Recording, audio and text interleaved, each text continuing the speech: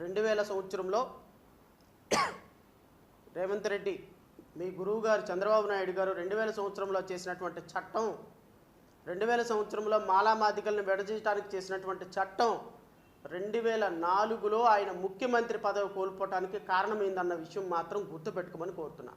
నేను చంద్రబాబు నాయుడికి కూడా చెప్తున్నా, ముఖ్యమంత్రి గారికి కూడా చెప్తున్నా, మీరు 2000 సంవత్సరంలో చేసినటువంటి చట్టం, 2000 సంవత్సరంలో మాలల్ని 50 లక్షలుగా ఉన్నటువంటి మాలల బతుకులు చిత్రం చేయడానికి తీసుకొచ్చినటువంటి చట్టం ఖచ్చితంగా 2004 సంవత్సరంలో మీరు ఓడిపోవటానికి ప్రధాన కారణమైంది.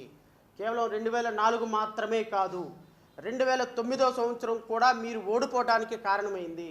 2004 నుంచి 2014 వరకు మీరు ఓడిపోవటానికి కారణమైనటువంటి ఒకే ఒక్క చట్టం, చేసినటువంటి ఒకే ఒక్క తప్పు, మాలామాదిగల మధ్య చిచ్చు పెట్టి దళిత రాజ్యాధికారానికి దూరం చేసేటువంటి ఒక దుర్మార్గకరమైనటువంటి ఒక చర్య మీకు దూరం చేసింది అధికారాన్ని. మళ్ళీ 2004కి 4 సంవత్సరాలు పదవి మాత్రం మీరు అనుభవించారు.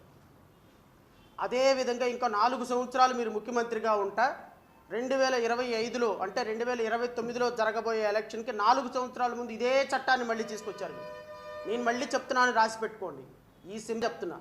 2025లో తయారు చేసిన చట్టం వల్ల 2029 సంవత్సరంలో నువ్వు మీ శిష్యుడు రేవంత్ రెడ్డి ఇద్దరు కూడా మట్టి కరవకపోతే, మీ ఇద్దరు గురు శిష్యులు కేవలం గెస్ట్ హౌస్లకే పరిమితం చేయకపోతే, మీ గురు శిష్యులు చేసినటువంటి ఈ దుర్మార్గకరమైనటువంటి ఆర్డినెన్సు దాదాపుగా 80 లక్షల మందిగా ఉన్న మాలల యొక్క గుండెల్లో చితిని రగిలిస్తుందన్న విషయం మీకు 2028లో రేవంత్ రెడ్డికి, 2029లో చంద్రబాబు నాయుడికి రుచి చూపించకపోతే,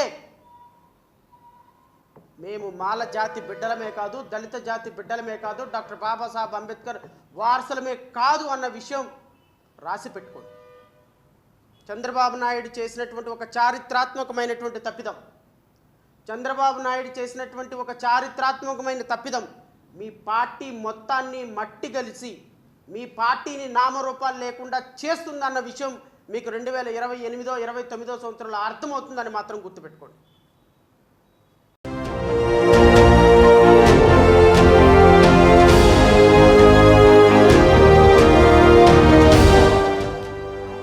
JTV, Voice of Jagyapat.